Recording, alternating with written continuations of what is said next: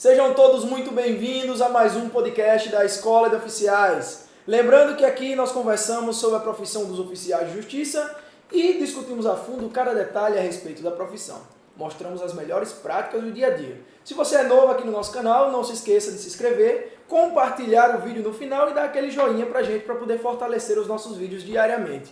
E hoje temos um quadro dentro daqueles que boa parte dos amigos gostam, que é os oficiais e os advogados. Mais uma vez estou aqui hoje com Mauro Faião, Daniel Faião e hoje com uma figura ilustre aqui conosco. Estamos aqui com Tatiana Tonzinski, é isso? Acertei seu nome? Acertou, isso mesmo. Maravilhosa. Ela é advogada especializada em Direito Condominial, mestra em Direitos Fundamentais, pós-graduada em Processo Civil, professora de Processo Civil, militante na área de Direito Condominial. Então, hoje vamos conversar com ela, mas antes de conversar com ela, o nosso amigo Daniel vai contextualizar o tema de hoje. Que o tema de hoje é, hoje eu vou passar para você e você vai dizer o tema de hoje. É o tema em que a gente aproveita os títulos da doutora Tatiana. Hoje nós vamos falar sobre execução em condomínios.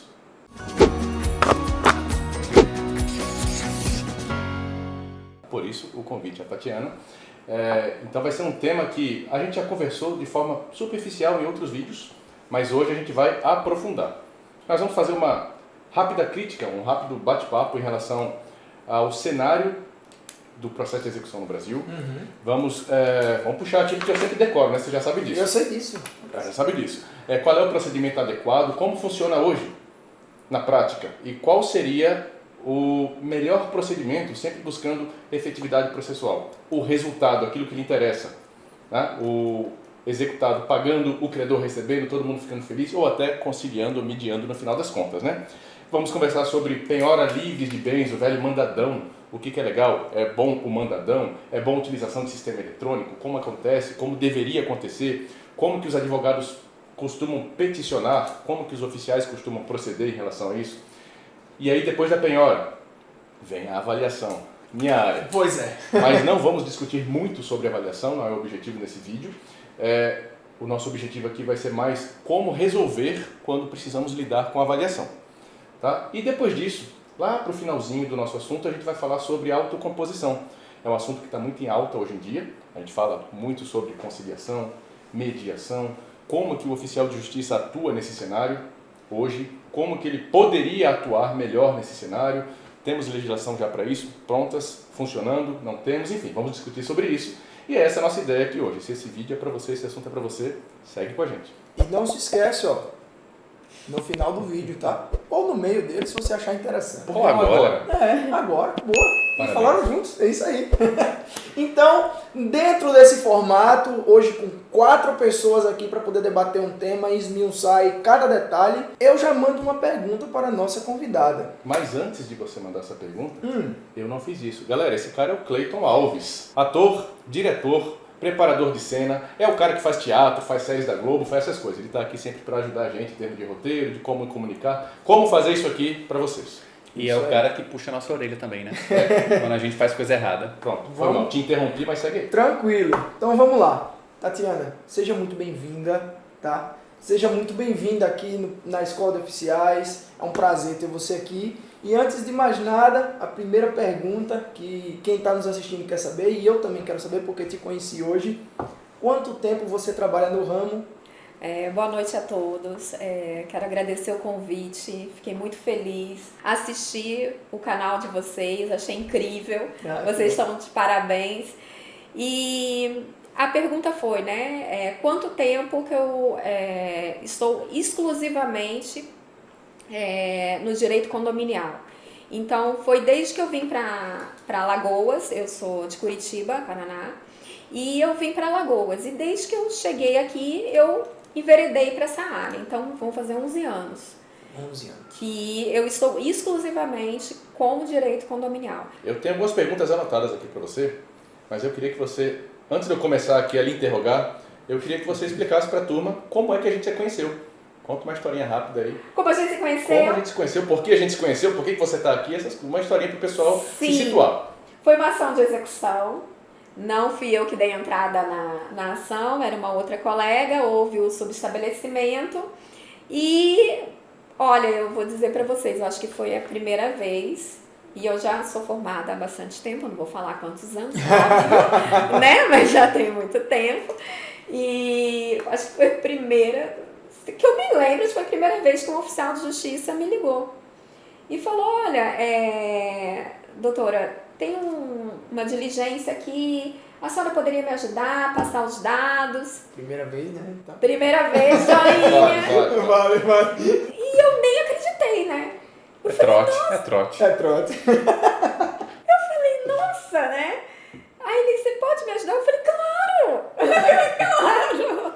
O que você O precisa? que você quer? Me fale. E era a respeito se a pessoa morava, realmente residia lá, se tinha interesse, porque o juiz, tem alguns juízes que dão mandam expedir aquele mandado de penhora. É o mandado genérico, a gente chama ele de mandadão. Mandadão. Cita, penhora, avalia, deposita, intima, faça tudo. O que você achar pela frente vai penhorando. Gato, cachorro, papagaio, você vai penhorando. E aí ele perguntou, você tem interesse de penhora de bens móveis e tal? Eu falei, não, pelo amor de Deus. Né? Depois é muito difícil a convolução em dinheiro, né? Como é que a gente vai... Então eu falei... Anotemos essa palavra, por favor. Né? Convolução em dinheiro. Convolução. Convolução em dinheiro. Nós somos chiques. Convolar-lhe-ei. Aí... E perguntou se a pessoa morava lá e mais umas outras informações. E eu fiquei super feliz, falei, nossa, né? Que bom que você ficou feliz, eu não sabia dessa felicidade toda. Eu falei, nossa, nenhum oficial tinha perguntado isso. É difícil as pessoas ficarem felizes quando recebem ligações. De oficial. Normalmente ficam Mas muito tristes. advogado fica feliz. Me ajude a te ajudar, né? Me ajuda a te ajudar. Eu lembro que eu lhe mandei um interrogatório, uma meia dúzia de perguntas lá, para que a gente chegasse lá no resultado e fosse melhor para você, facilitasse a minha vida e ainda resolvesse o problema do condomínio e com a parte executada também. O trabalho foi muito bem feito. Que bom que você gostou. E aí me fez pensar no seguinte, né? A pergunta que não quer calar. Por que os oficiais de justiça não têm esse procedimento? Não ligam para os advogados? Por que existe essa barreira? Porque seria tão mais fácil. Sabe? Eu não sei se os advogados não cooperam. O que acontece? Se a central de mandados passasse pelo menos para o advogado, o telefone do oficial de justiça, olha, foi distribuído para tal oficial de justiça, eu entraria em contato na maior boa vontade. Olha, o senhor precisa de alguma coisa? O senhor quer alguma ajuda para cumprir esse mandado? Precisa de alguma informação? Perfeito. A resposta para isso daí, ela não é uma resposta exata e única, mas eu acho que dá para conversar sobre isso em duas linhas de raciocínio. A primeira é uma coisa muito cultural. A atribuição do oficial de justiça era lá no início papel, entregar papel, e ninguém gosta dessa expressão. Né? Efetuar uma intimação, uma citação, atos coercitivos em geral, mas era muito analógico. Nós deveríamos receber o documento, nos dirigir ao local e resolver o problema. Só que isso já mudou faz tempo. Sim. A pandemia já chacoalhou todo mundo, a tecnologia está batendo na nossa porta, sendo que existem vários oficiais de justiça, eu, Mauro, todos os colegas, mas tem vários que são mais da velha guarda, são mais acostumados mais com esse analógico. E para mudar, sair um pouco dessa zona de conforto, às vezes é difícil, por uma questão cultural, por uma questão de hábito, etc. Essa turma ela precisa sim ter lá uma carga de energia e literalmente sair da zona de conforto e evoluir, se adaptar para o que está hoje.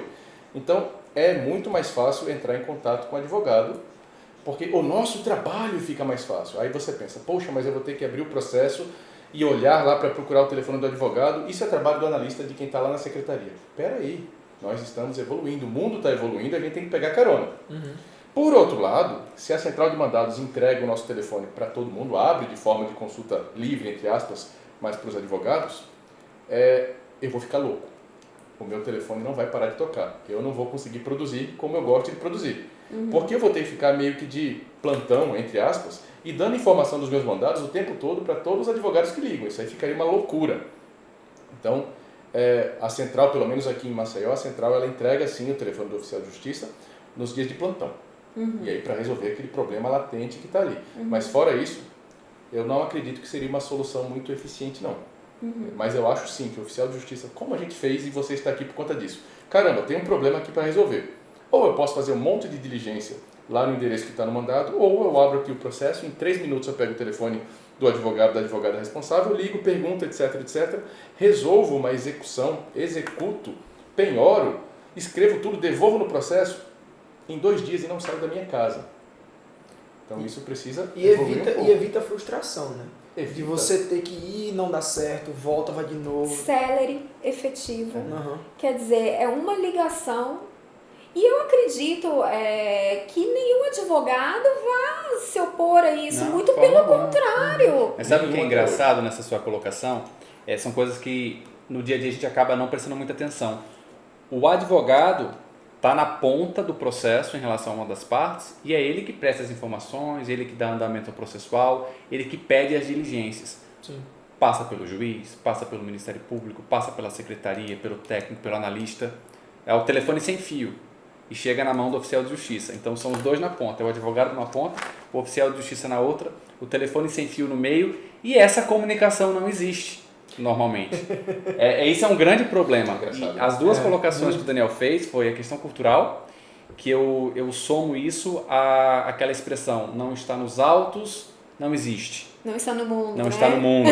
Então, muito oficial de justiça foca no que está no papel e pensa no seguinte, olha, se essa informação existisse, ela estaria aqui, no meu mandado. Mas a dinâmica é diferente, as coisas acontecem em tempo real, vai ter uma audiência no juizado amanhã, isso acontece, e as pessoas costumam não enxergar para isso. Outra razão que leva a essa visão é o excesso do trabalho, que é uma realidade terrível para a maioria dos oficiais de justiça. Isso não costuma ser visto pela sociedade, não costuma ser visto pela advocacia, mas a demanda de trabalho que existe é gigantesca, porque muito trabalho que não precisaria existir acaba existindo por falta de otimização. Inclusive, um dos assuntos é esse que a gente está tratando hoje. Inclusive, já conversamos sobre isso no nosso primeiro podcast. Verdade. O oficial de justiça trabalha pouco. Dá uma olhada nesse card aqui que você vai ver esse primeiro vídeo. E isso reflete nessa loucura que o Daniel falou, de todo mundo entrar em contato, porque todo mundo quer acompanhar, todo mundo quer ligar, quer cobrar, quer pedir, e muita gente faz isso de má fé. Veja, a gente tem processo de busca e apreensão, despejo, reintegração de posse, penhora, tem várias demandas em que pessoas mal intencionadas querem intervir às vezes. Aí quer falar com o oficial para dizer que não mora mais, quer dar informação errada, isso tumultua. Então isso acaba prejudicando aqueles que querem o contato do oficial. Então essa é a realidade que acontece com a gente. É uma soma de fatores. Mas o ideal, a solução é essa mesmo, sempre que possível manter o contato. Então tem uma outra pergunta para você. Sim. Como que os condomínios em geral se portam quando o oficial de justiça pergunta alguma coisa, quando a gente precisa de informação para dar seguimento a algum processo, ou quando a gente entra em contato às vezes com o síndico. Alguns não olham direto no processo, não sabem quem é o advogado ali na hora, mas no síndico ou na portaria, enfim, no condomínio em geral. Olha, geralmente os síndicos são leigos, né? Não são da área jurídica. Uhum. Então, sempre quando chega oficial de justiça no condomínio, eles ficam meio nervosos, assim, né? Doutora, tem um oficial de justiça aqui, né? Eu deixo ele entrar, eu deixo ele subir, tipo, o que eu faço com ele? É normal. Aí eu sempre oriento, não, o senhor conversa, vê do que se trata, a notificação, a intimação, a citação é para quem? É para o condomínio, é para o morador, o que é? Aí, geralmente eles estão tão apavorados que eles nem sabem, né? Nem sabem, aí eles tiram foto e mandam para mim. Aí, não, pode autorizar a entrar no condomínio, o oficial de justiça pode liberar. Se for algum mandado pro condomínio, aí eu digo, não, o senhor recebe, já passa para mim e eu já dou o encaminhamento. Mas assim, nunca é uma coisa muito light, não, sabe? Sempre tem aquela coisa, tem um oficial de justiça aqui. Mas assim, a grande maioria dos condomínios, os síndicos me ligam. Certo. Tá. Mas já existe uma comunicação prévia sua com eles nesse sentido? Olha, sempre que aparecer um oficial de justiça, veja de que se trata, atenda os oficiais de justiça, informe, preste as informações que eles precisarem, obviamente depois que eles apresentarem o documento, etc. Mas no sentido de facilitar o cumprimento da ordem judicial nesse sentido? Não. Como seria Por bom isso que se- te ligam tanto. Eu deveria ter feito isso. Não, aí tá vendo? É bom esse contato do oficial. Joinha. E aí, ia servir? Não tenho essa orientação. Olha só, oriente os seus clientes em Eles relação ficam a muito isso. inseguros, né? Eles não- Ficam muito muito inseguros. E assim, e realmente é uma falha minha, porque eu deveria já orientar todos os síndicos, olha, fiquem tranquilos, passem as informações e tal. Por exemplo, o telefone do executado, a hora que ele está em casa, se mora lá mesmo ou não. Ou mesmo procurar saber. Às vezes o porteiro ou o síndico tem condições de buscar essa informação, coisa que o oficial de justiça não tem. Sim, e é interessante isso. O porteiro nunca vai passar nada, né? Se o síndico já fica com receio, imagina o porteiro, coitado. Exceto Ah. se o advogado orientar o síndico que orientar o porteiro. Exatamente. Inclusive, você não sabe, mas eu vou lhe convidar a ver. Nós temos um vídeo que esse cara tá com um bigodão aqui de fita isolante, Fazendo o porteiro. dizendo a atuação do oficial de justiça em condomínios. Tem um cardzinho aqui, depois dá uma olhada lá. Olha, Pois é. vou assistir, tem que assistir. Tem um isso. personagem Tem que passar pros síndicos, né? Tem que passar. Verdade. Porque olha só como não faz muito sentido. Só um exemplo aqui para a gente discutir sobre ele. Eu estou aqui com mandado de execução, é o nosso assunto, né? E aí eu pergunto, condomínio, o executado possui veículo? Aí o condomínio me responde, não sei. Caramba, você é o interessado nessa execução. Eu estou perguntando se ele tem, o condomínio mora aí. Se ele tiver um veículo, ele vai entrar e sair todo dia, passar pela sua portaria, pelo porteiro que é o seu funcionário. Como é que você me diz que não sabe? Levante a informação. O cara mora aí ou alugou para terceiro? Ah, não sei, eu só tenho esse telefone aqui no meu cadastro. Caramba, você tem um gerente, um administrador do condomínio. Manda ele bater lá na porta, ver quem está lá. Não espera o oficial de justiça, não dependa sempre que o oficial de justiça faça essa diligência, vá lá, procure, o cara não está em casa, não tem ninguém, de repente o porteiro está lá e não informa. Cara, condomínio, síndico, trabalha junto comigo, me ajuda. Olha, eu já fui lá no apartamento, realmente ele não está lá. Ele alugou o apartamento para o senhor fulano.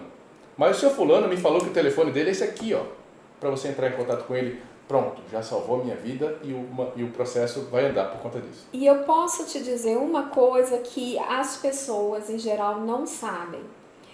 O síndico não detém todas as informações do condomínio.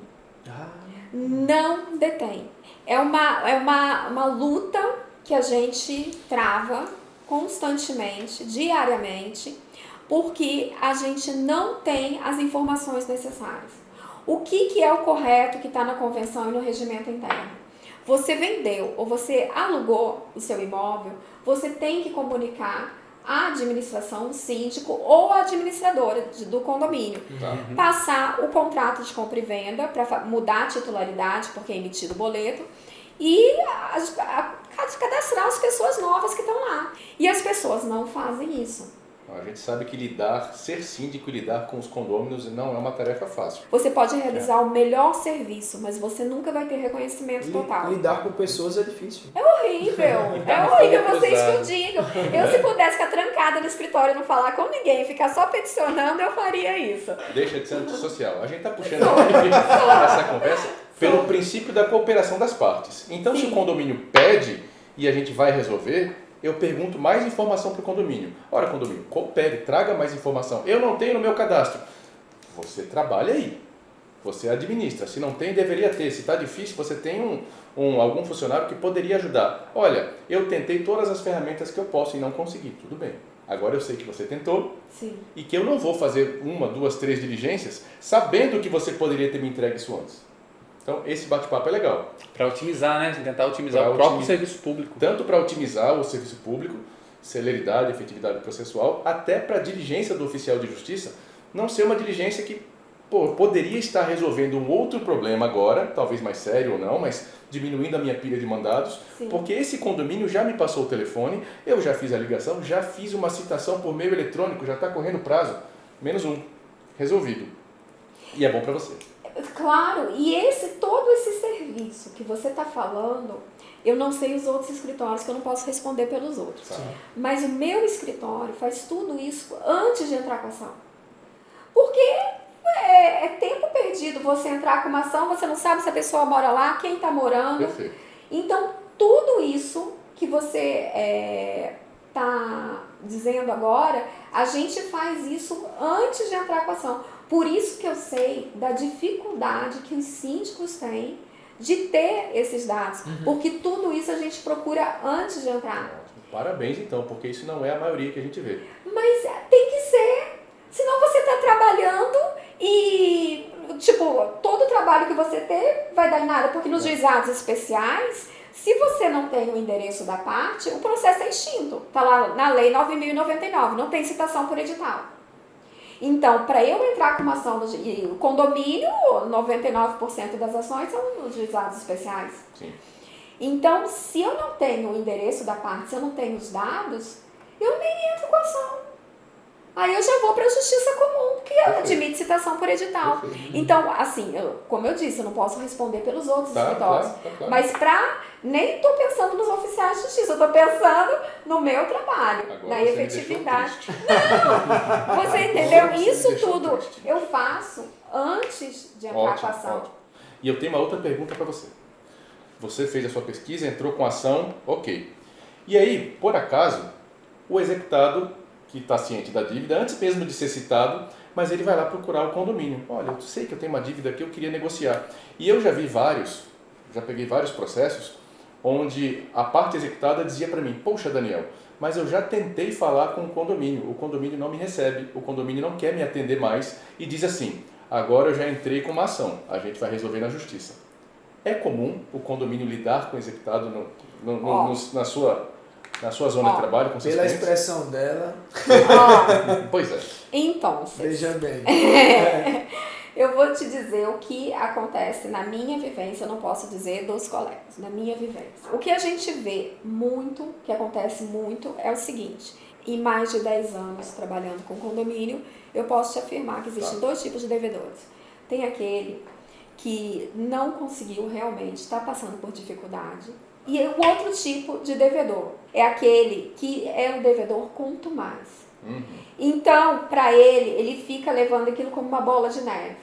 Eu vou deixar 3, 4 taxas de condomínio vencerem, depois eu entro num acordo, tiro juros, tiro multa, tiro isso, tiro aquilo, e aí pago o valor bem menor. E vai seguindo a vida assim. Então você vai, a administradora faz a cobrança, o escritório faz a cobrança e ele não está nem aí. Tá. Aí ele vai se mexer quando está judicializado, tá? Deve ser esse. E vai pagar mais caro. E aí vem com a conversinha, geralmente em audiência, vem com a conversinha para os juízes assim, eu não sabia do débito, ninguém me notificou. Entendi. Aí tá devendo lá um monte. Aí vem o juiz, vocês não avisaram a ele? Como que ninguém notificou ele? Aí você fala, olha, todo mês tem que pagar com taxa de condomínio. Ninguém vai ficar batendo na porta, olha, paga. A administradora, o condomínio faz isso para poder receber antes. A tua pergunta, vou chegar lá. Como é que a gente faz essa negociação? A gente tem instruções. Geralmente na Assembleia fica estabelecido, olha, em tantas parcelas. Se for pagar à vista, tem condomínio que dá desconto nos juros e na multa. Tem condomínio que não. O meu interesse e do condomínio é de receber o quanto antes. Receber o pagamento. Eu só recebo nessas ações de cobrança de execução quando o condomínio recebe. Então, um acordo para mim, nossa, que maravilha! Vou receber antes. Então, essa conversinha que, eu tentei falar com todo mundo, ninguém quis fazer um parcelamento, ninguém quis me ajudar, o síndico falou que já está judicializado. Isso é muito difícil. Pode ter, a gente, né, eu não sei prever tudo, mas nos condomínios, para os condomínios dos quais eu advogo, isso é conversinha de devedor. Isso que você está falando acontece muito com a gente quando nós estamos lidando com as pessoas. Tem muita gente que se passa por bom moço. Sim. Tem muita gente que acha que tem o lugar. direito de ser inadimplente. Exatamente. Tem o direito de ser devedor e que as coisas devem ser resolvidas em Do seu jeito que ele benefício. quer. A gente vê isso direto. Na verdade, a gente lida com muita gente assim, porque A gente sabe, processo judicial tem muita gente de má fé, tem aqueles que não, mas tem muita gente e o oficial de justiça costuma lidar com eles. Então isso que você está falando, eu estou refletindo aqui, estou vendo os nossos clientes também. Ah, mas eu não sabia. Ah, como o senhor não sabia? Eu tive aqui semana passada. Sabe? Então isso realmente acontece muito. E outra coisa que eu me revolto também, eu vou falar agora. Fale. Conte-nos. O judiciário tem um problema com o condomínio. O judiciário vê o condomínio como rico e fica sempre com dozinho do devedor. Aquele devedor que já passou por todo aquele processo de cobrança, que já está lá com débito lá, às vezes de 100 e tantos mil. Ah, coitado, ele não tem condições. E os outros moradores? O judiciário não tem dó, não? Que tem taxa extra, que o prédio está caindo porque não tem como fazer as obras, que tem que pagar funcionário, o porteiro que tem que tirar férias e não tira férias porque o condomínio não tem que pagar. Então, na cabeça do judiciário, o condomínio é rico. Eu não vi um juiz, até hoje, que visse realmente a condição do condomínio, que não visa lucro ali, é rateio de despesa. E o condomínio geralmente tem noção de quem são as pessoas de boa fé e quem são as pessoas que não estão de boa fé. Claro que tem. Justamente na hora do acordo, coisa que quem está de fora não sabe. Geralmente vai ouvir, como você bem falou, a conversinha, né? Isso. As desculpas daquele que está de má fé. Mas quando Isso a gente, dificulta quando a gente bastante. liga para o advogado e pergunta, e a gente vai falar isso mais para frente, o advogado já fala, esse cara aqui é um cara que já protelou várias vezes, já tentou várias negociações e nunca pagou. Então eu não tenho interesse em negociar, não tem jeito. Vamos seguir com o processo, com o procedimento normal. Aí você falou agora há pouco sobre juros, multa na hora de negociação, etc. Eu já vi vários condomínios dizendo para mim, olha Daniel, eu não lembro ao certo se mirou em juros ou se mirou em multa. E aí a pergunta é a seguinte, na hora de você fazer uma proposta de conciliação, você pode excluir, tirar todas as taxas de juros e ou todas as taxas de multa? Pode. Não tem nada impedindo isso. Isso daí é uma decisão que deve ser tomada em assembleia. Por quê? Para tirar do ombro dos síndicos da responsabilidade. Porque hoje a pessoa é síndica, amanhã pode não ser. Aí quem entra fala, fez esse acordo aqui e tirou juros e multa com ordem de quem? Tá. Então, para não ficar essa responsabilidade para o síndico. Porque às vezes isso pode, dependendo de como se configura, pode até incentivar a inadimplência. A inadimplência. Poxa, eu já não vou pagar juros, já não vou pagar multa. Eu deixo acumular, lá na frente eu faço uma negociação e pago muito mais barato do que se eu estivesse pagando mensalmente. Sim. Então, certamente o condomínio há de se pensar nisso, né? Nessa estratégia. Mas tem outra coisa também. Tem aquele desconto de adimplência. Você já ouviu falar? Então vamos supor, a taxa de condomínio é R$500. Se você paga até o dia 10, tem o desconto de inadimplência, que varia entre 50 e 100 reais. Tá? Se você está inadimplente, a taxa de condomínio é 500. Certo. E tem devedor que quando quer fazer acordo, quer o desconto de adimplência. De juros, multa, tirar desconto de adimplência. O cara propõe, se der certo. Aí você incentiva o mal pagador, você incentiva quem está de má fé, que é aquela conversa que a gente estava falando agora há pouco. Exatamente. Por isso que essa evitar. questão dos juros, da multa, ainda tem a correção, né? Sim. Por isso que essa questão de juros, multa e correção é uma coisa que tem que ser bem pensada, resolvida em assembleia, para que não dê margem a esse tipo de especulação. Mas mudando um pouquinho de assunto, falando da parte boa da execução do condomínio, que a gente ainda não entrou nessa área, eu quero falar um pouquinho da lei, que eu sei que você adora. Sim, eu já estou pronto aqui. O grande problema no condomínio é esse, é o devedor. Mas existe uma grande vantagem em relação aos demais processos de execução, que é a questão da penhorabilidade. Quando a gente vai para a lei do bem de família, que trata que a regra geral é a impenhorabilidade do imóvel residencial, dos bens que o guarnece, a gente tem uma exceção na própria lei do bem de família, que é um presentão para os condomínios, dizendo que as taxas decorrentes do imóvel quebram essa garantia da impenhorabilidade. Isso aí não há como negar, é muito bom para a execução do condomínio. Mas aí, em relação a isso, a gente tem uma dúvida, que algumas pessoas levantam, eu queria saber a sua opinião, no seguinte sentido.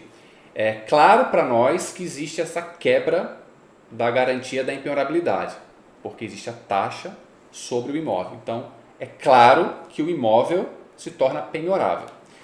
Mas nessa garantia de impenhorabilidade, ela a garantia ela se estende também às benfeitorias, às construções, aos bens móveis que guarnecem a residência. Tudo isso se torna impenhorável como regra geral. No condomínio, quando eu quebro essa garantia do imóvel, vocês entendem, quando eu digo o escritório, que os bens móveis, os acessórios e bens móveis que guarnecem a residência também perdem essa garantia? Ou que seria somente o imóvel que seria penhorável? Olha, essa exceção é em razão do seguinte, em direito diz que é obrigação propter rem, é obrigação da coisa. Então, IPTU e condomínio é uma dívida do imóvel. Então, todo mundo já deve ter ouvido falar assim, eu vou comprar um apartamento ou uma casa, se for num condomínio. Olha, veja se está em dia o IPTU e o condomínio. Por quê? Acompanha a coisa. É uma dívida daquele bem. Então, não é a dívida da Tatiana, do João, da Maria. É daquele imóvel, tá? Apartamento 102 no condomínio tal.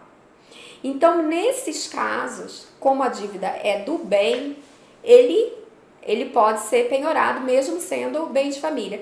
E o condomínio tem preferência mesmo em caso de alienação fiduciária, hipoteca. O credor hipotecário é menos do que o condomínio. O condomínio ainda tem mais vantagem nisso, porque a dívida é do imóvel.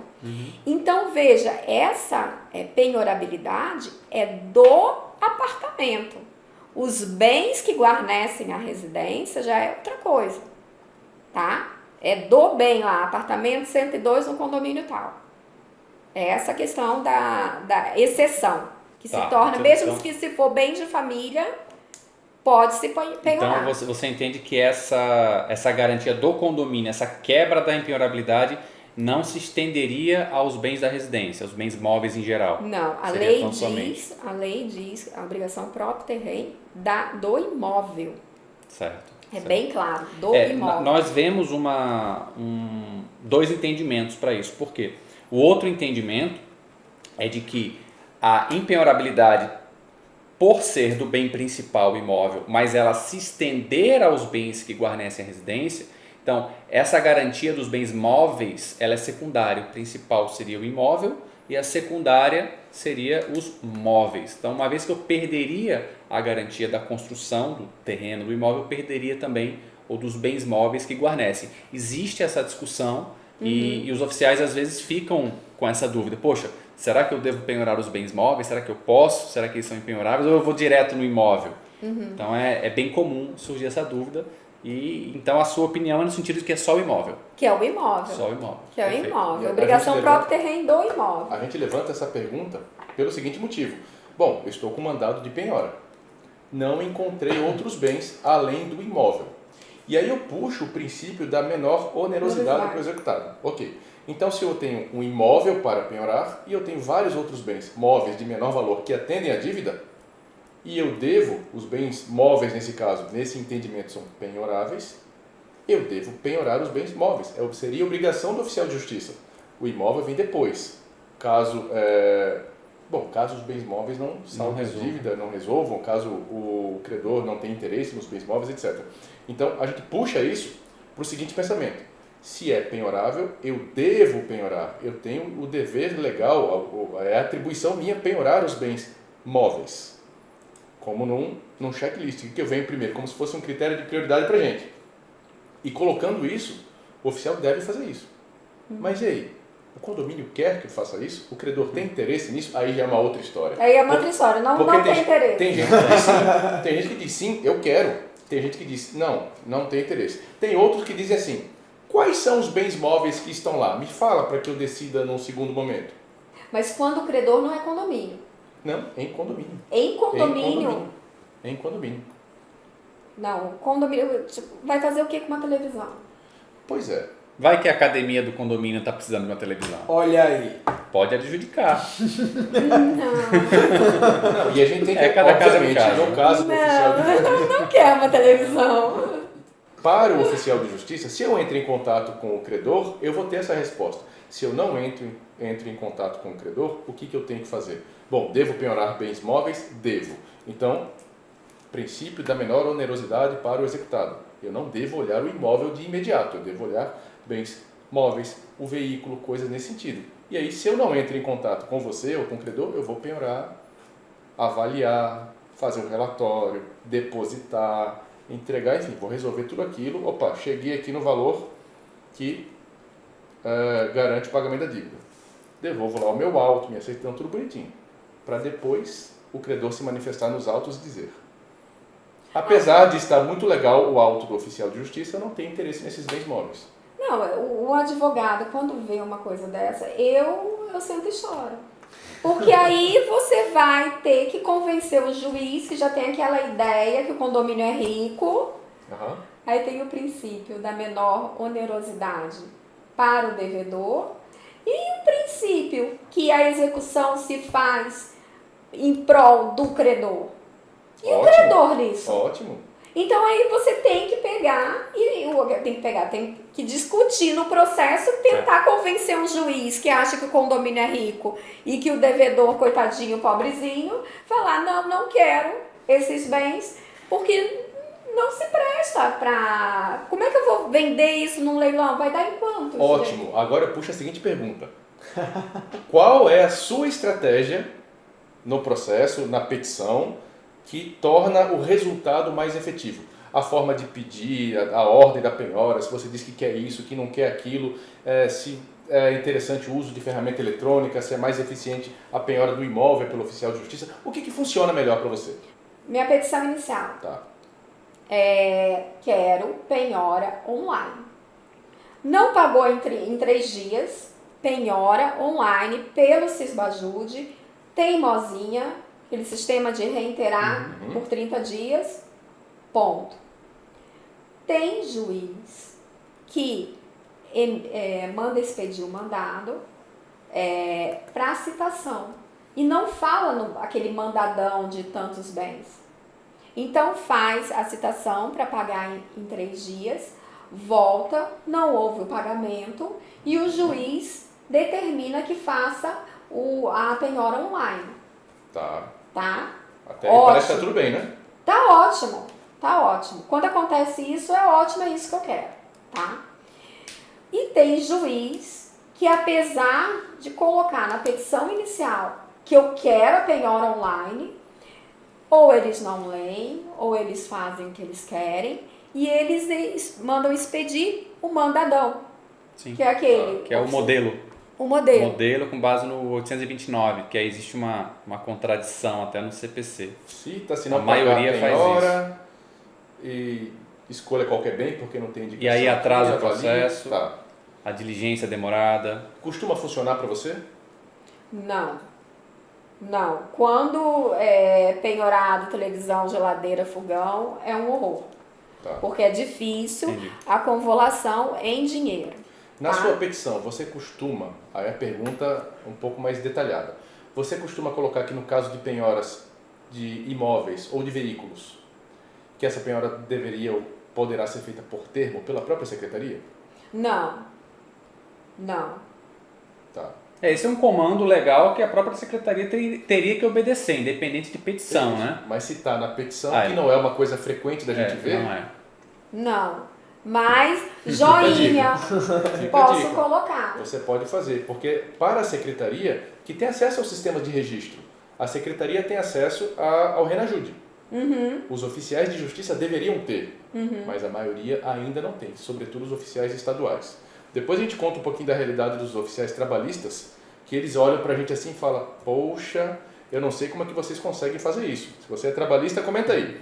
Mas eles têm tudo, a maioria tem tudo em termos de ferramentas eletrônicas. Mas se nós tivéssemos, nós consultaríamos lá, opa, um veículo aqui registrado no Detran, penhora por termo, eu não preciso nem diligenciar. Opa, eu tenho um imóvel aqui registrado no nome do devedor, penhora por termo, eu não preciso nem diligenciar. Isso poupa diligência, poupa o judiciário, o seu processo segue. Ah, mas a avaliação. A avaliação é discutida depois. Que nem precisa ser feito naquele momento. É até uma vantagem. Eu ia deixar para tocar nesse ponto depois, mas já que o Daniel tocou, a avaliação é um dos calos, né? A gente vai comentar ainda. Mas se eu faço a penhora por termo do imóvel, eu não preciso ter avaliação naquele momento. Todo mundo já tem uma ideia de quanto vale o imóvel. Primeiro vai abrir vista para o credor, ver se o credor tem interesse naquela penhora. Vai ser intimado o devedor para ele impugnar a penhora, e nesse momento pode ser feito pagamento, pode ser feito acordo, independente de avaliação. Isso é uma das grandes vantagens. Mas a gente vai voltar nesse assunto, antes de voltar para a avaliação, de chegar na avaliação, eu me lembrei de um assunto aqui sobre citação. Sim. Eu já entendi que a sua estratégia ideal é fazer a citação desmembrada. Apesar do código falar citação, penhora e avaliação, a estratégia melhor é desmembrada, obviamente porque a gente vai usar aí o Sysbajude. Sim. Que é celebridade, né? Claro, celebridade, ferramenta eletrônica. Isso ainda é quase que pacificado. Mas tem uma vantagem ainda em cima disso, que é outro benefício trazido pela legislação em relação aos condomínios, que é quando a citação vai pelos correios, que é a regra geral. Hoje a gente tem uma permissão legal de citação pelos correios, em que o recebimento pela portaria, pelo responsável de recebimento das correspondências, já é válido por si só, não precisa da citação pessoal. E quando é feito o mandado que vai para o oficial de justiça, a regra é que os oficiais façam a citação pessoal. Tem discussão aí sobre isso. Mas aí eu queria saber o que acontece na prática, o que você vê mais, se é expedição de carta ou de mandado para os condomínios, e o que é mais efetivo para você. Bem, o que eu vejo me deixa revoltada e indignada e tudo mais. O meu maior problema é no juizado especial civil da Justiça Comum e os juizados especiais federais, que eu nunca imaginei que eu fosse encontrar tanto problema nos juizados especiais federais. Sério, apesar de constar isso no CPC, tem alguns juízes que contrariam, tá, a regra do CPC e contrariam também o FONAGE, que já tinha já permitia isso. esse entendimento. Então, na audiência, principalmente na audiência de instrução e julgamento, se a parte ré não comparece, os juízes não decretam a revelia. Esses juízes têm esse entendimento, não decretam a revelia, tendo em vista que o AR não foi assinado pela pessoa, pelo devedor, pelo executado. Ele está exigindo uma citação pessoal quando o código dispensa. Prevê o diferente. E mesmo assim, porque o juizado especial é uma lei especial. Mas o FONAGE. E o princípio da informalidade, da celeridade, era para ser mais aplicável ainda, por isso que tínhamos o FONAGE. Exatamente. Não é muito complicado. Diga-se de passagem ainda, que a portaria recebe muito melhor o funcionário do correio para entregar um documento do que o oficial de justiça. Muito melhor. Exatamente. Então chega na audiência, a parte não compareceu, o réu não compareceu, aí a juíza fala, mas o AR não foi assinado pela parte. Aí você vai, fala do FONAGE, fala do CPC, não, renova a intimação por oficial de justiça. Aí eu fico assim, meu Deus do céu.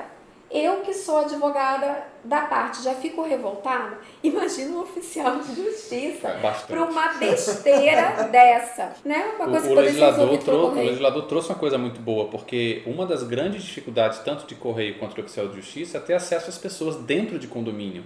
Então isso veio permitir o andamento de determinados processos, e aí a gente acaba tendo esses entendimentos contrários. Nós temos uma solução intermediária para quando é expedido mandado. Sim. O que eu aplico? E nunca recebi nenhuma crítica em relação a isso. Olha, se eu recebo um mandado para uma citação ou intimação num condomínio que deveria ter sido por carta, eu tenho uma autorização legal no artigo 248 que permite que essa citação não seja pessoal, seja através da portaria, porque seria uma citação por correio. Mas se veio por mandado, e eu poderia por correio fazer ela sem ser pessoal, eu como oficial de justiça faço o uso desse dispositivo. Eu informo que se trata de um condomínio, eu confirmo que a pessoa mora lá, isso é interessante para resolver esse problema Sim. que você falou agora, eu entrego a cópia do mandado para o responsável e dou por feita a citação. Faço toda essa certidão com a menção do artigo 248 e dou por feita a citação sem ser pessoal. eu entendo que seja válida por conta da autorização. Agora, se é uma ordem e que não é permitida que seja cumprida pelos Correios, se é, por exemplo, uma ação de Estado, que não é possível, aí eu não posso aplicar essa regra. Então, eu venho aplicando isso e eu não venho tendo problemas. Agora, não foi em juizado. Foi na justiça comum. Juizado eu não tenho visto. Mas talvez resolva porque o oficial de justiça tem uma vantagem em relação aos Correios. Ele confirma se a pessoa reside, certifica e dá fé pública. Então a garantia sim. é um pouco maior. Entendi. A gente está conversando sobre várias formas, né, de fazer, vários entraves aí nesse meio, mas a pergunta que não quer calar nesse momento. Mauro, o que diz a lei? Finalmente ele mandou essa. O que diz a lei, Mauro? Eu não sabia que ia ter essa pergunta hoje, eu não me preparei. Tem que ter. Mas ali em relação ao quê? É isso que a gente está discutindo de correio não, de correio a gente falou agora. Não de correio. Mas de citação, penhora, todo esse processo. Esse aí. desmembramento do mandado. Sim, senhor. Eu diria que esse é o maior entrave do processo de execução.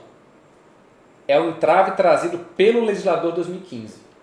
A gente tem uma estrutura do processo executivo que vem lá de 1973, que basicamente dizia o seguinte, olha, em 1973, como é que a gente vai proceder uma execução? A gente vai citar e depois a gente vai penhorar bens.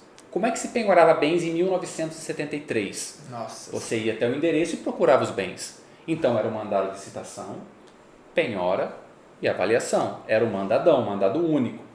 Isso foi trazido de 73 para 2015, praticamente com o mesmo texto. Se esqueceram que existe o 835, que é a ordem preferencial. Se esqueceram que primeiro é dinheiro, que depois a gente tem veículos, tem imóveis, tem vários bens, até chegar nos bens móveis em geral, que é aquilo que a gente procura efetivamente, que o oficial de justiça procura. Então, esse problema que o legislador trouxe, por não enxergar essa evolução tecnológica, essa evolução de procedimento, faz com que o juízo se utilize do artigo que fala do mandadão para não atender as petições. Como você bem falou, eu peço a citação desmembrada do ato de penhora para atender a ordem preferencial, a maior efetividade, menor onerosidade, porque senão o oficial de justiça entra na casa das pessoas para fazer aquele levantamento do patrimônio sem a menor necessidade. É um grande constrangimento que a gente causa para as pessoas. Imagina. É um ato processual complexo, demorado, que você tem custos, que você atrasa os procedimentos. Em resumo, a gente já falou muito sobre isso, né? Uhum. São diligências que o Estado faz por fazer, para nada. Então, isso é o que diz a lei. A lei diz, espeça-se mandado de citação, penhora e avaliação. Existe um modelo no sistema que é utilizado pelos juízos. Eles estão errados em expedir esse mandado? Segundo a literalidade do Código, não. Só que a gente tem outros artigos, como eu já falei, ordem preferencial, penhora online, a gente tem a ferramenta da penhora online e outras ferramentas eletrônicas que não são reguladas nem previstas em lei, mas são previstas nas regulamentações dos tribunais e do CNJ. Às vezes são bem utilizadas, como o caso da expedição, do desmembramento da citação, e às vezes não. Então, a gente vê duas possibilidades da aplicação correta desses dispositivos para poder compatibilizar. Certo. Compatibilizar a expedição do mandadão com a ordem preferencial. Primeiro, não expedir o mandadão. Primeira coisa, cite-se de forma desmembrada e depois se utilize de todas as ferramentas tecnológicas. Entre as ferramentas tecnológicas, dá aquela curtida, né? Claro. Para depois, em último caso, não, vamos mandar um agente público lá no endereço fazer um levantamento, uma vistoria de tudo que essa pessoa tem, entrar no quarto, ver gaveta, armário, guarda-roupa, joia, que é o último caso, porque ninguém quer essas coisas. Ninguém gosta do Ninguém mandadão. quer. Advogado gosta do mandadão? Não, de jeito O oficial de justiça não gosta do mandadão. Eu Ele também é não inefetivo. gostaria, iria entrar na minha casa. Mas está na lei. Mas ele não resolve o processo. Não. Sabe por que as varas fazem? Ou porque o juiz determina, evidentemente, mas normalmente tem um modelinho pronto. Exatamente. Eu uso o modelo. Ctrl+C, Ctrl+V. E está no 829. Exatamente. Está no CPC. Mas aí existem várias soluções para isso. A primeira é essa, desmembrar. E aí a secretaria, o juiz, o gabinete vai utilizar as ferramentas eletrônicas a pedido do credor para fazer a constituição. E por último, nada deu certo, pega aquele cara lá, o tal do oficial de justiça e manda ele agora. Agora, o que ele encontrar, eu tenho certeza que as pessoas vão querer. Porque não tem dinheiro, não tem imóvel, não tem veículo. Eu vou ter que ficar com a televisão, vou ter que ficar com a geladeira. É isso ou é nada. Exatamente. E isso justifica essa diligência. E aí, o Daniel já até comentou, existe uma outra opção, eu vou até querer saber a tua opinião, que é em relação ao que já acontece na Justiça do Trabalho, no TRT 15 e no TRT 5, Campinas e Bahia, Campinas, São Paulo e na Bahia, em que os oficiais de justiça, que são os responsáveis pelos atos executivos, é o servidor com atribuição legal, com qualificação e com competência para poder realizar a penhora, tem acesso às ferramentas. A sociedade evoluiu, a legislação não evoluiu, mas os sistemas evoluíram e nesses tribunais os oficiais passaram a ter acesso às ferramentas. Sisbajude, Renajude, Sistema de Localização e Bloqueio de Imóveis, tem o ARISP, tem o outro agora que eu não me recordo o nome também. Enfim, várias ferramentas que permitem essa busca patrimonial. E o que acontece lá? Os oficiais de justiça utilizam essas ferramentas. Então, pode ser expedido o mandadão, na forma do 829, e o oficial de justiça vai cumprir o mandado de penhora na forma dos demais dispositivos, observando a ordem preferencial, efetividade, menor onerosidade. Como? Com as ferramentas. Assim como hoje a gente usa um celular, a gente usa um carro, a gente usa uma roupa para calor, uma roupa para frio, a gente usa também em alguns locais as ferramentas. Em último caso, não obtive informações sobre bens, não localizei o patrimônio, o que o oficial de justiça faz ainda com aquele mandado de penhora livre? Vai até o endereço. Faz uma diligência. E faz a diligência presencial. Isso traz uma carga de trabalho maior para o oficial, uma responsabilidade maior, desonera um pouco o magistrado, desonera o juízo e acaba concentrando esses atos executivos. Isso lá, eu sei por estatística, que é uma experiência que traz resultados. Existem preocupações em relação ao servidor utilizar um sistema eletrônico.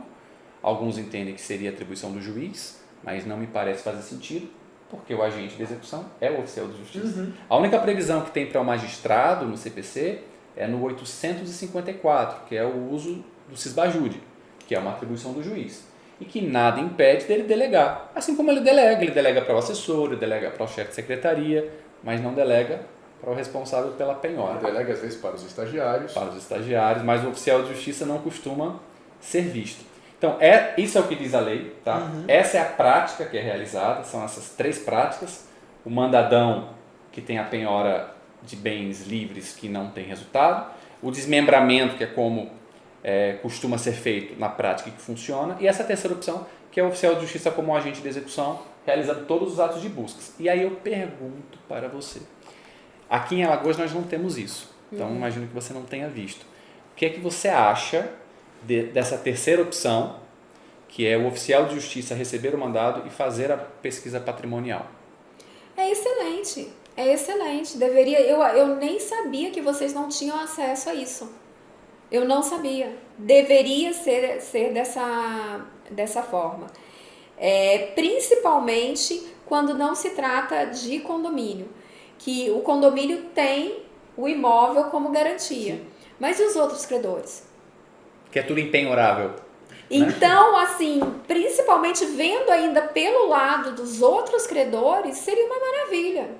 Então, para o condomínio seria bom, mesmo tendo a garantia do imóvel, né? Com certeza. Que seria muito mais rápido e tal. Mas para os outros credores seria. Porque mesmo para o condomínio, às vezes você acha dinheiro em conta. Às vezes você verifica no sistema que existe o imóvel, na verdade você já sabe que existe o imóvel, faz a penhora por termo. Está tudo lá na secretaria.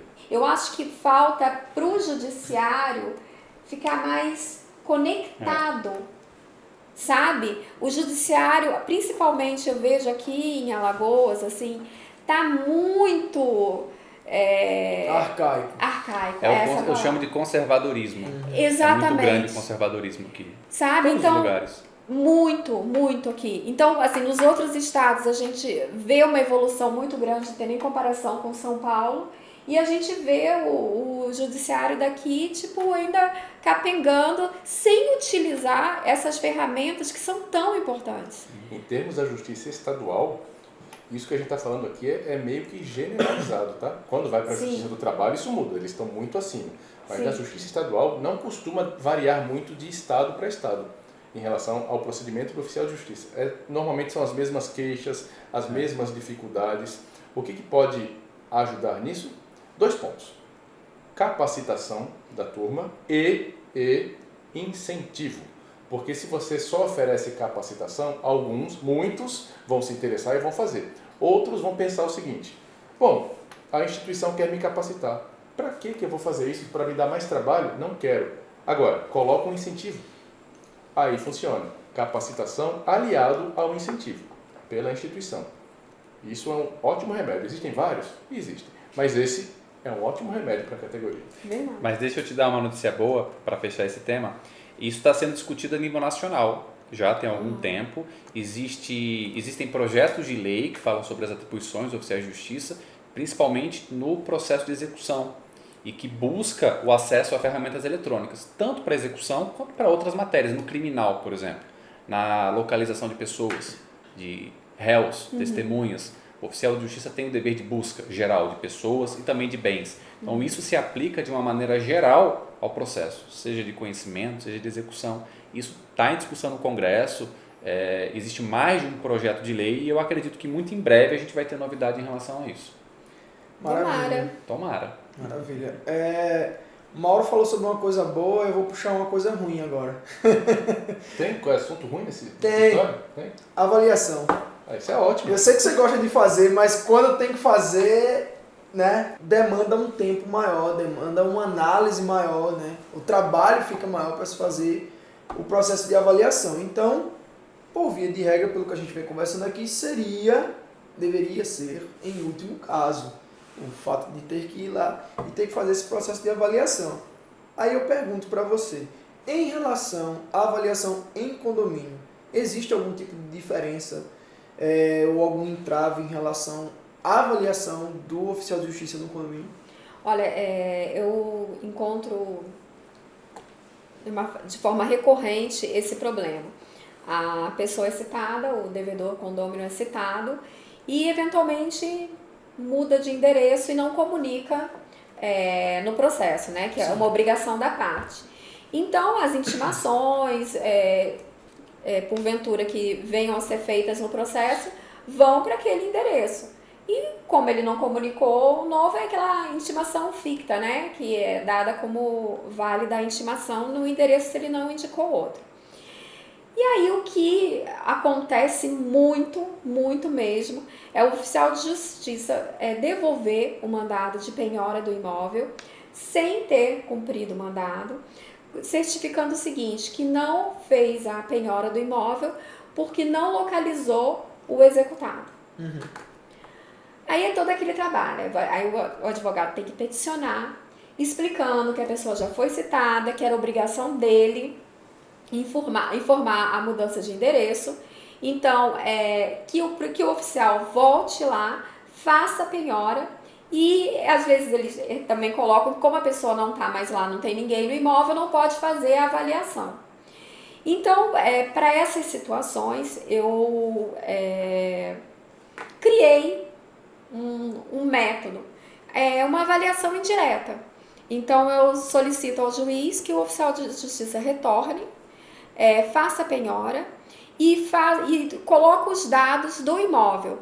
Pego a certidão de ônus, recorto e colo lá a certidão de ônus, coloco a localização, o bairro, o que tem no condomínio, quais os atrativos, indico o telefone do síndico e peço para que o oficial de justiça entre em contato com o síndico ou com os porteiros e olhe outros apartamentos ou casas semelhantes ali e converse com os porteiros, com o síndico, para poder ter uma noção do valor para fazer a avaliação do imóvel.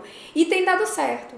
Isso tem ocorrido nos juizados especiais, frisando que é nos juizados especiais.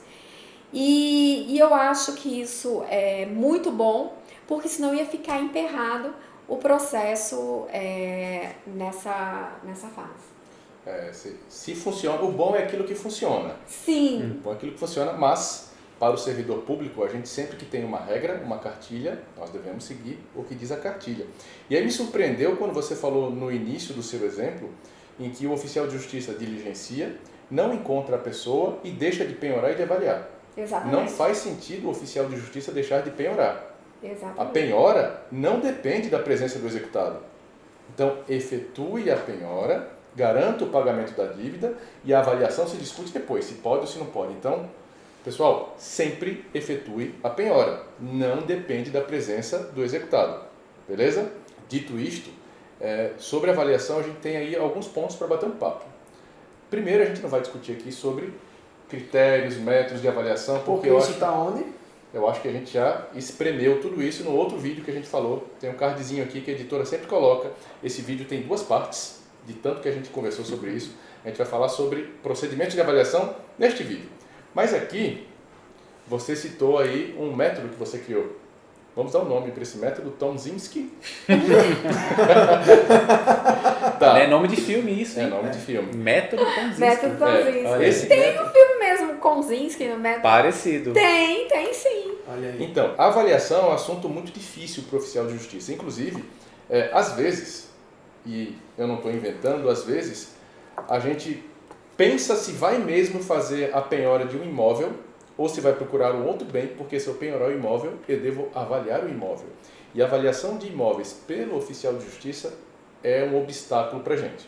Mas uma coisa que eu tenho certeza, não tem dúvida, porque está consagrado tanto no CPC quanto na NBR 14653, que é a NBR que fala sobre avaliação de bens, a lei e a norma técnica falam, num único ponto, a mesma linguagem, que diz assim: nenhuma avaliação será feita sem vistoria. Ou seja, a vistoria é obrigatória para que eu possa fazer uma avaliação. Então, se eu não consigo fazer uma vistoria, eu não posso fazer uma avaliação. Nós temos aí 2 divisores de água em relação à vistoria. Primeiro, quando eu tenho aspectos comuns, que é aquele que eu domino. Outro é quando os aspectos das vistorias são incomuns. Tudo aquilo que é incomum, não é normal, já é obstáculo para a gente. Então, a norma prevê 3 aspectos incomuns. Quais são eles? Primeiro, se eu não tenho acesso à documentação do imóvel. Já é difícil, porque qual é a área? Qual é a localização certa? Quais são os confrontantes? Sabe? Mesmo assim, eu devo avaliar. Se eu decidir que sim, tenho acesso ao imóvel, eu fundamento ali e faço a avaliação. O outro ponto é quando eu não tenho acesso ao imóvel. E é aí que a gente cai no método Tomzinski. Só que aí eu vou trazer o que diz a NBR. E ele diz assim, ó: se você tiver em unidades residenciais padronizadas, que em geral é o caso de condomínios, onde eu tenho várias casas com o mesmo projeto padrão, ou vários prédios com apartamentos todos iguaizinhos, e eu não tenho acesso à unidade que eu acabei de penhorar, mas eu tenho acesso a outros, eu posso deixar de fazer a vistoria neste, desde que eu acesse outros, e trago aquelas informações e digo, olha, eu tenho aqui pelo menos 6 outros imóveis escolhidos aleatoriamente com esses dados, deixei de vistoriar esse, mas aceito isso como verdade. E aí eu faço a avaliação, como se eu tivesse entrado neste imóvel. E o terceiro e último ponto é a impossibilidade da vistoria. Eu não consigo acessar este imóvel e por qualquer motivo eu não consigo acessar outros. O oficial de justiça deve parar, exceto se uma parte fizer a descrição do bem e a outra parte concordar com essa descrição. E isso eu posso suprimir a vistoria e com base no que uma parte falou e a outra concordou, eu sigo com a avaliação. Tá? Fora isso, apesar de funcionar, você ter dito que funciona no processo, etc., mas a gente está fugindo dos critérios e normas que estão previstos lá na NBR. E quando a gente foge disso, a nossa avaliação, o nosso resultado, ele fica muito frágil, passível de impugnação, ao ponto de, bom, eu tenho uma avaliação aqui no seu processo, mas a outra parte se manifesta, ela não concordou com aquele valor. Está diferente do que ela imagina. Ela pode impugnar facilmente, porque a avaliação é impugnável por um simples erro do avaliador. Isso está previsto no CPC. Se houver erro na avaliação, ela é impugnável. Então, é um ato muito frágil. Mas, depois de eu trazer problemas, discordando um pouco do seu método, mas é assim mesmo, a gente está aqui para debater, né? Eu tenho uma outra ideia. Sim. Mas deixa eu defender a advogada. E a minha ideia? Não, deixa eu defender a Segura advogada. a sua ideia. O advogado da advogada. É, advogada Ai, que advogada. bom. Que Ela bom. é, Tá aqui já, viu? Joinha. ela é parcial. O dever dela é buscar soluções Claro. que atendam o seu cliente, o jurisdicionado, e que resolva o problema, sem, obviamente, que nenhuma ilegalidade. E essa questão que você colocou é uma questão extremamente técnica. É muito E que técnico. se a gente for olhar ao pé da letra, realmente não é para avaliar. Mas se é uma solução que está funcionando ali, naquele ambiente, está sendo aceito, eu também não vejo nenhum óbice, até que alguém chegue e fale, opa, não vamos fazer mais não porque está sendo impugnado, está dando um E problema. esse alguém pode ser o oficial de justiça, porque Pode. em geral, o magistrado não tem esse conhecimento técnico, o pessoal da secretaria não tem, os advogados em regra não têm esse conhecimento técnico. Quem deveria ter, que em geral também não tem, mas é o oficial de justiça que opera. É ele que tem que colocar numa certidão circunstanciada, embasada, trazendo informação para que as partes interessadas ou o próprio juízo leia e fala, Entendo o que está acontecendo. faz sentido, vamos agora nomear um perito, um avaliador especializado. Você falou que seria muito fácil de impugnar essa avaliação indireta, né? Desse método, que é essa avaliação indireta.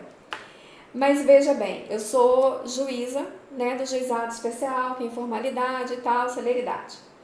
E aí você fez a avaliação indireta, pegando outros apartamentos, vendo a área e tal, fez essa Mas se avaliação. eu tenho acesso a vários outros, a várias Não, outras unidades 6, mas você não padronizadas, teve 6, você foi em 1 e 2, geralmente o oficial de justiça vai em 1 e 2, nesses casos que eu tenho, já tem uns 5 ou 6 processos que aconteceram isso. Vai em 1 e 2, conversa com o síndico, vê e faz a avaliação indireta. Aí você falou, e a parte que teve o bem penhorado, é muito fácil ela impugnar. Sim, é muito fácil impugnar, porque o oficial de justiça não entrou dentro do imóvel. Mas veja, o juiz que vai analisar isso vai ter que ver também a validade dessa impugnação. Se você está impugnando uma besteira, não vale 200 mil, vale 300 mil. Com base em que você está falando que vale 300 mil? Então, não é tão fácil invalidar essa avaliação indireta. Porque não é só você alegar, está errada a avaliação porque o oficial de justiça não entrou lá. Tá, se está errado, qual é o valor? É 300 mil? Por que é 300 mil? Você está entendendo? você sabe então, por que você está perguntando? Olha a essa pergunta que você está fazendo. impugnação não é tão fácil não é tão fácil derrubar essa avaliação indireta. Na verdade, o CPC Você tem diz que ter fundamento, o né? CPC diz que a avaliação ela pode ser impugnada se houver erro. E Sim. o CPC diz apenas isso. Aponte o erro. E se eu digo assim, olha, o CPC também diz que toda avaliação demanda vistoria. Não há vistoria, é um indício de erro. Já é quase que um bom argumento. Quem vai decidir é o juiz, mas é um ótimo argumento. Mas sabe a pergunta que você fez agora há pouco? Como é que foi que você chegou nesse valor? Essa pergunta todo mundo faz. Então, quando a sua avaliação ela tem procedimentos mais encurtados, com atalhos, você tem dificuldade de explicar como que você chega naquele valor. Quando você segue um ritual, um procedimento, um critério, um passo a passo, você está mostrando para o leitor, olha, eu pesquisei isso, eu passei por aqui, eu fiz isso, eu considerei, tararararara. Aí o leitor tem dificuldade de discordar com aquilo, porque você está colocando informação nos autos. E olha como isso é interessante, colocar informação nos autos. Mas aí a gente está fazendo uma coisa que a gente combinou que não ia fazer, né? Mergulhar muito nisso e fugir um pouco do nosso tema. É porque você quer falar da fundamentação, né? Não, agora eu quero falar da solução. Artigo 871, inciso 1º. Não se fará a avaliação quando uma das partes estimar o valor do bem e a outra parte concordar. Sabe esse problema todo que a gente está falando aqui? Se o condomínio estima o valor do bem, e veja que é estimar, não é avaliar, trazer um resultado. Estimar, olha, esse apartamento vale alguma coisa entre 200 mil e 230 mil, algo assim. E a outra parte concordar, aceitar esse valor, não se faz avaliação. Se consigna nos autos e está resolvido. Mas você está esquecendo que o problema todo é porque não foi localizado o Não, esse é executado. um dos problemas. Entendeu? Olha aí, A Joaninha. questão... A questão, Esse é um dos o problemas, motivo pelo qual eu fiz a avaliação, eu pedi a avaliação indireta, é porque não teve, a gente não conseguiu localizar o executado. Então não tem como eu estimar um valor e ele concordar. Nesse caso, não. Nesse caso, não Vocês há como. entenderam? Então, Sim. nesse caso, Passa o joinha. em último. Passa o Você vai joinha. ficar brincando com isso aqui? É, porque agora foi. Não, ó, se eu Em não consigo... último caso, veja, eu não tô aqui a favor, vamos fazer a avaliação indireta. Não, É um recurso, quando você chegou num ponto do processo que você tem que inventar alguma coisa. Advogado, além de tudo, tem que ser criativo. Então chegou num ponto, o que você vai fazer? Certo? Mas eu respeito e admiro tudo que você está falando, porque profissionais assim é muito difícil a gente encontrar. Então, todo esse cuidado, todo esse estudo que você faz é importantíssimo. Eu não estou desmerecendo muito, pelo contrário. Eu só utilizo o método quando não tem mais jeito. E você está usando uma ferramenta para trazer um resultado. É. E essa é a sua função. O que o advogado faz se não trouxer o resultado para o processo? Mas tá certo? Tem, né? O certo e Tem. o errado depende do seu ponto de vista. Tecnicamente, Errado. não está correto. Agora, se funciona para o processo, o juiz acata, a outra parte não impugna e a coisa passa, funciona para você? Se funciona, é o que se precisa fazer. O que a gente tenta aqui, por que eu estou falando aqui de critério técnico, etc. Porque se o oficial de justiça observar isso, seguir esses passos e ainda assim entregar o resultado, eu diminuo o risco do processo parar, eu diminuo a impugnação, eu diminuo novos atos processuais. E aumenta a qualidade. A qualidade da Sobretudo avaliação. aumenta a qualidade da avaliação. E olha que a gente pode estar falando de um imóvel simples, pequeno, corriqueiro, mas quando esses imóveis são mais complexos, são maiores, são um pouco diferentes, com algumas benfeitorias, coisas nesse sentido. E aí mesmo quando o oficial de justiça se esbarra numa objeção que é técnica, ele informa ao juiz e o juiz deve nomear perito. E aí sim, o perito vem lá da arquitetura, da engenharia, e essas objeções não impedem que o perito faça a avaliação. O grande problema é que a gente está falando dos juizados especiais e não cabe perícia nos juizados especiais. E a gente estava até conversando, mas aí o processo vai para a justiça comum. Não tem esse encaminhamento para a justiça comum. Se precisar de perícia, extingue o processo. Uhum. E você tem que entrar com nova ação na justiça comum. Então esse é o grande entrave. É por isso que os advogados têm que ser criativos. Porque nos juizados especiais. Então, Temos uma outra ferramenta para isso, tá? Sim. Que é o assistente técnico. O perito é nomeado pelo juiz, né? Mas as partes interessadas podem trazer para os autos o assistente técnico. Quem são esses caras? São os caras lá da iniciativa privada, são engenheiros, arquitetos, habilitados, que entram no processo trazendo uma avaliação pela parte interessada. Porque suponha, eu tenho um imóvel, o oficial de justiça diz, eu não tenho capacidade técnica para avaliar. E aí o rito do juizado especial diz, eu não posso nomear perito. O que acontece? O processo vai ser extinto. E aí a parte interessada pode, se desejar, e ter o ônus, né? Sim. Trazer a avaliação do seu assistente técnico. Ótimo. Então, fica aí mais uma. Fica a uma dica. saída. Joinha, fica a Passa o dica. joinha pra ele. Esse joinha tá Passa. circulando bem. Mas eu vou resolver o problema de vocês aqui. Isso é bom. Vamos Resolve lá, o nosso então problema. vamos lá, vou mediar esse problema aqui. Vamos falar de mediação. Se a gente tem esse impasse, digamos assim, no juizado especial, e nós temos uma possibilidade de uma avaliação, mesmo que fora dos critérios trazidos pela norma técnica, e se essa avaliação for feita, eu vou dizer de uma forma meio exigente. Tem que estar devidamente fundamentado o laudo de avaliação. É comum a gente ver laudo de avaliação sem nenhuma fundamentação. Avalio em tanto, ponto. Isso é ruim, isso é muito ruim. Principalmente quando a gente não usa um método. Eu usei um método comparativo, utilizei tantas amostras.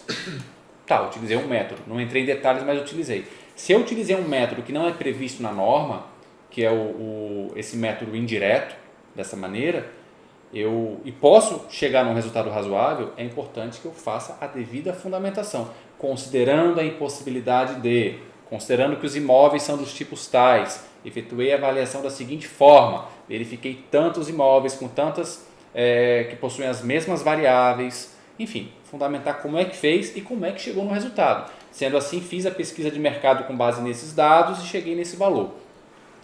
Estou conforme a norma técnica? Não estou. Estou com um procedimento razoável? Estou, pode ser aceito. Se ninguém impugnar... Na verdade, a norma técnica permite. Ela sugere alguns métodos. Ela ainda diz assim, ó, de preferência, use o método comparativo direto de dados do mercado, é o nome desse tamanho.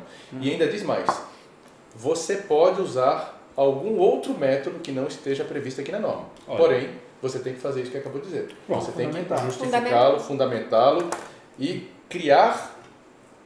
Caramba, esse negócio vai rodar bem. Ó, o próximo vídeo não tem isso aqui não. E criar esses métodos.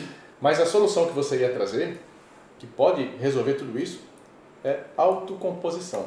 E aí eu gostaria de propor que a gente falasse um pouco sobre isso, tá? Porque a gente discutiu bastante sobre avaliação e opiniões, ótimo, mas e se a gente consegue fazer uma mediação? Se a gente consegue conciliar? Porque nós sabemos que é dever do Estado incentivar a conciliação das partes. Sim. Nós estamos para isso, né? Caso tudo der errado, o juiz determina. Mas se for possível chegar a um acordo, por que não? Então, na sua experiência profissional, é normal eles se apresentarem, condomínio e condômino, as partes negociarem dentro do processo? É normal. Primeiramente, os devedores tentam, né, fazer aqueles acordos, como a gente já tinha conversado antes, tirando tudo, juros, multa, parcelando e trocentas mil vezes. Mas aí, quando eles sentem a barreira do advogado, porque a gente tem que deixar bem claro, olha, eu não vou fazer acordo que prejudique o condomínio. Então, quando eles veem que o advogado brecou, falou, olha, desse jeito não, a gente pode fazer assim, assim, assado, e explica, foi aprovado em assembleia e tal. Existe um número de acordos que a gente consegue, é muito bom. Principalmente quando a execução está adiantada. Quando expede o mandado de penhora, as pessoas vêm para tentar o acordo. E tem outra coisa também, o CPC, ele determina um acordo, né? Se a parte depositar, se o devedor depositar 30% do valor do débito, ele pode parcelar em 6 vezes. É um então, parcelamento legal. E o credor tem que aceitar. Sim. Isso. Né? Se depositou lá os 30% e o credor tem que aceitar. Então já tem essa facilidade também. Mas é 30% também. de qual valor, né? Porque até esse valor principal ele pode ser negociado. O parcelamento legal, certamente me corrija se estiver errado. É o valor total Ele do vai débito. pegar o valor total do débito todo atualizado com juros, com multa, com tudo. com os honorários Honorários, advocatícios, com correção, tudo. com tudo ali. É o valor Aí, cheio. Valor cheio, deposita 30% Certo. e parcela o restante em 6 vezes. Então, o CPC já traz essa opção. Os devedores gostam dessa ideia? Olha, os devedores, é como eu te falei, Eles não gostam de ideia querem nenhuma. de Tem ideia desconto? nenhuma. Né? A pergunta Olha, se eu pagar à vista, tira tudo. É porque a gente tem o parcelamento legal, ótimo, uma ferramenta que o credor não pode rejeitar, mas eu vejo aqui que o devedor, olhando para aquele valor todo acumulado de juros, multa, correção, honorários advocatícios, ele, poxa, isso aqui está muito. Peraí, né? Tá? Então, na sua ótica, de novo, o devedor costuma fazer isso? É comum isso acontecer no valor cheio, entre aspas? Eu vi em 2 processos que no prazo para pagamento faz esse depósito dos 30%. Em 2 processos eu vi acontecer isso. E nos demais, eles esperam, a execução está...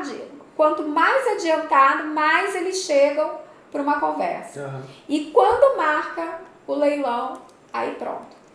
Uma Aí- penhorazinha por termo do imóvel logo no início, Ah, vai é bem, ótimo, não vai não? é ótimo, mas assim, os condomínios, a gente tem conseguido, o número de acordo, é isso que você precisa saber, o número de acordo mesmo das unidades judicializadas é muito grande, o que é bom para Bom todo saber, mundo, bom saber sim. é bom para todo mundo, são poucos os processos que chegam na fase de leilão, e até hoje só foi um leiloado. Por conta do avanço do processo executivo. Sim, claro, não porque o devedor pegou, vamos lá fazer acordo. Tá. Não, quanto mais adiantado está a execução, mais fácil eles Claro. chegarem para o... Vai dar ruim e vou resolver logo. É por isso que a gente defende tanto que os métodos executivos têm que ser os mais eficientes possíveis para forçar o devedor ao pagamento voluntário. Se ele não pagar, vai ter a satisfação do Até crédito. porque senão ele vai ficar, como ela falou lá no início, empurrando, bola de neve, vai deixar. E débito condominial é todo mês. Aham. Parcelas sucessivas e periódicas. Vai aquilo lá aumentando. Juros de 1%, multa de 2% e correção monetária. Mas ainda sobre a autocomposição, a gente tem uma, eu vou chamar de novidade ainda, de 2015, mas é uma novidade boa, em que, como o Daniel falou, o Estado tem o dever de incentivar, o Ministério Público, a advocacia, todo mundo tem o dever de incentivar. E a gente teve uma tentativa de inclusão no Código de 2015 para que o oficial de justiça efetuasse conciliação e mediação, efetivamente atuasse como mediador e conciliador, mas isso não passou. O que passou foi simplesmente certificar uma eventual proposta. O que ajuda, mas não é tanto. Isso faz parte do incentivo do Estado. Só que o que acontece? Assim como existem discussões que eu comentei mais cedo, de novas atribuições que estão tramitando no Congresso, tem lá também a proposta de alterar essa atribuição para que o oficial de justiça passe a fazer essa efetiva mediação. Só que aqui no estado de Alagoas, a gente já tem essa autorização legal. O nosso plano estadual já concede esse ônus e essa prerrogativa ao mesmo tempo para o oficial de justiça. Então, ainda está em forma de embrião, porque a gente ainda não tem isso regulamentado, mas já foram feitas algumas mediações, o Daniel já fez inclusive, não fez mediação mesmo, lavrando o auto de autocomposição como sendo mediador e levando isso para o crivo do magistrado. Então, o que acontece? O próprio oficial de justiça, já em diligência, já em contato com o executado, num condomínio é melhor ainda, porque você já está em contato ali com o credor, não só pergunta se aceita algum tipo de acordo, já tenta fazer essa mediação. Isso vai ser uma realidade muito próxima. E aí eu queria saber mais uma vez a sua opinião em relação a essa atuação do oficial como mediador, no caso de condomínio. É ótimo.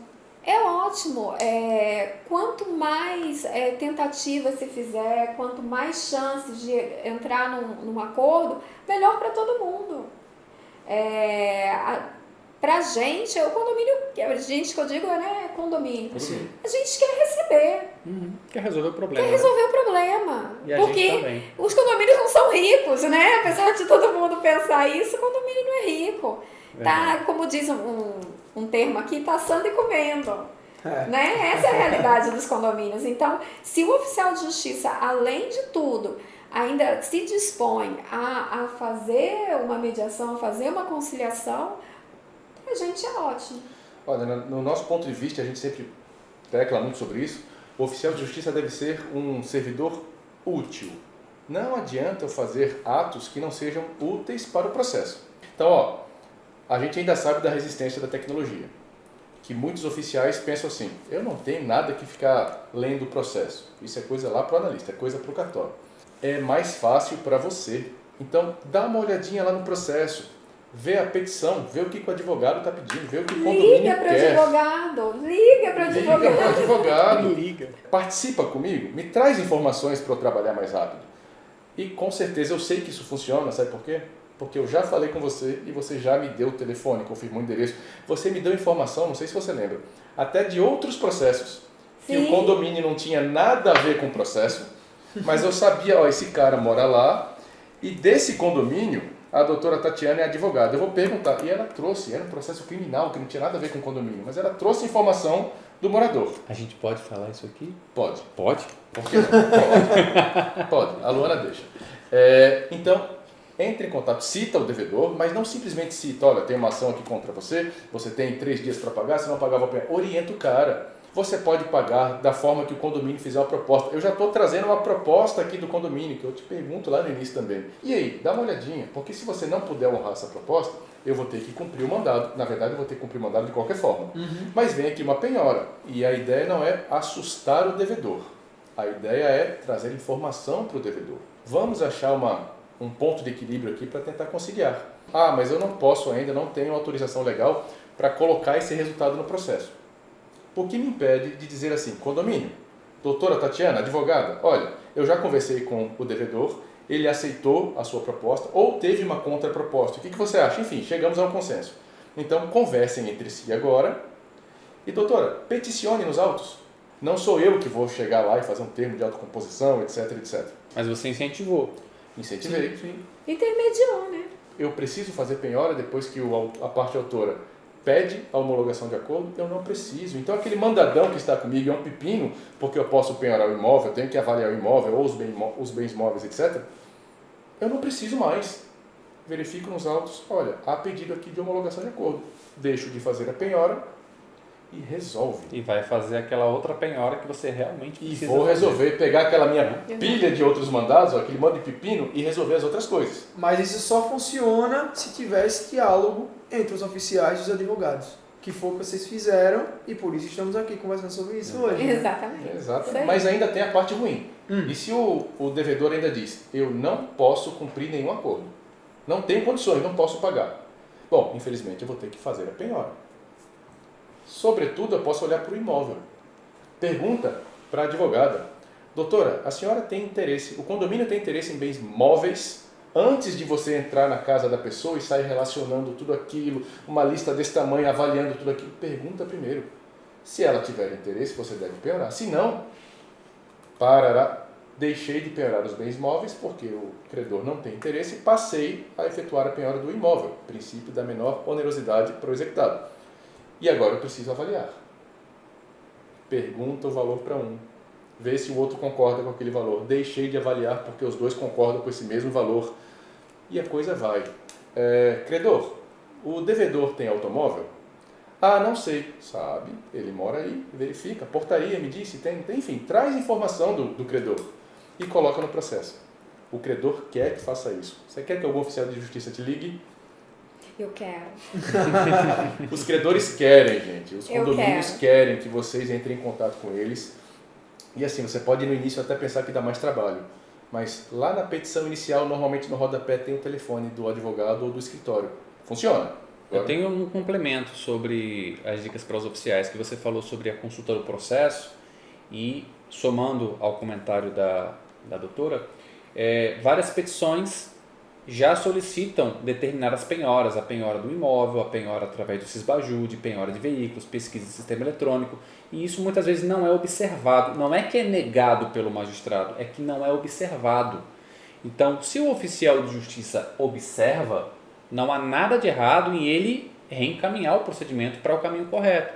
Eu mesmo, e eu não estou dizendo que é para vocês fazerem isso, eu estou dizendo que é o meu procedimento, quando eu estou com mandado de penhora livre e eu observo que tem uma petição diversa, a gente está aqui diante do interesse do credor, da disponibilidade da execução. O credor não quer esta penhora de bens livres, ele quer a penhora eletrônica, seja de imóvel, de veículo, de dinheiro. Então, se eu não tenho acesso a essas ferramentas, eu entendo que o correto é eu devolver o mandado citatório para que os atos de constrição sigam os pedidos do advogado, os pedidos do credor. Por isso que é importante a gente olhar também o processo. Perfeito. E aí, e junto com isso, manter o contato, ligar para a doutora. Por favor, me liguem. Era isso. Você ia fazer uma pergunta agora em relação ao condomínio. Porque a gente acabou de dar um monte de dicas para os oficiais de justiça. A senhora tem mais alguma observação a fazer em relação a isso? Em relação aos procedimentos do oficial de justiça que você por acaso tivesse interesse para ser mais célere, ou algum procedimento do condomínio ou dos advogados em relação a isso para o processo andar e trazer resultado? Bem, para os advogados é fazer todo aquele trabalho antes de judicializar. Ver se a pessoa realmente reside lá, procurar os dados sobre a pessoa, quem está morando no apartamento ou na casa. Então, fazer todo o dever de casa antes de entrar com a ação. Por quê? Porque daí o oficial de justiça vai cumprir o mandado com o endereço certinho, com todas aquelas informações necessárias. Para os oficiais de justiça, entre em contato com o advogado. Vai facilitar muito a vida de vocês. E vai ser bom para todo mundo, para o advogado, para o credor e principalmente para o oficial de justiça, que vai tem um trabalhinho no começo, vai ter que procurar o telefone do advogado, entrar em contato com o advogado. Pode ser que alguns colegas não sejam tão receptivos, mas depois vai ser recompensado, porque vai ter uma efetividade muito maior. Né? Não, acho que a palavra aqui é readequação de procedimento. A gente já tem previsão legal, a gente já tem tecnologia, a gente já tem o joinha. O que a gente precisa fazer é a readequação dos procedimentos executivos. O que vem acontecendo hoje? Projeto para desjudicializar a execução. Tirar do judiciário e jogar para os cartórios extrajudiciais. O que isso vai fazer? Vai transferir o problema. Mas olha só que interessante, quando o projeto de lei, sem me aprofundar nisso... Tira de um lado e coloca do outro.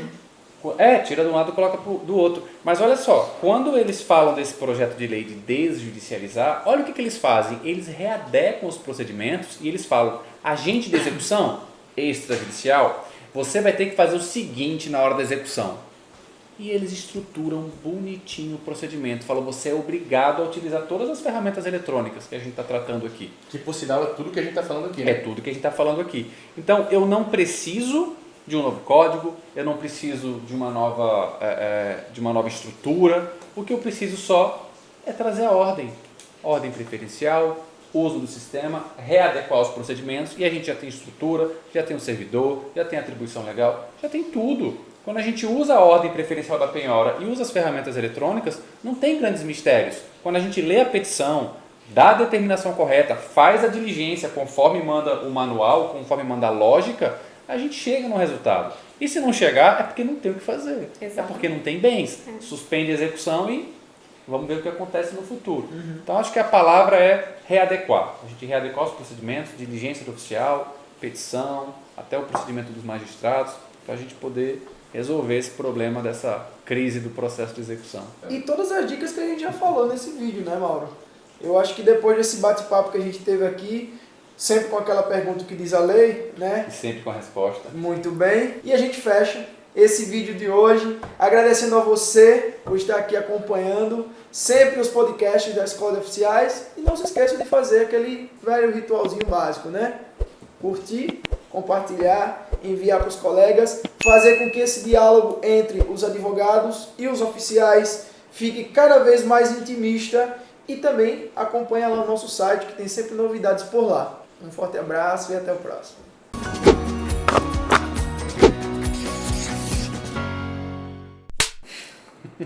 É Qualquer um que postar. receber tá valendo. Cadê o porteiro?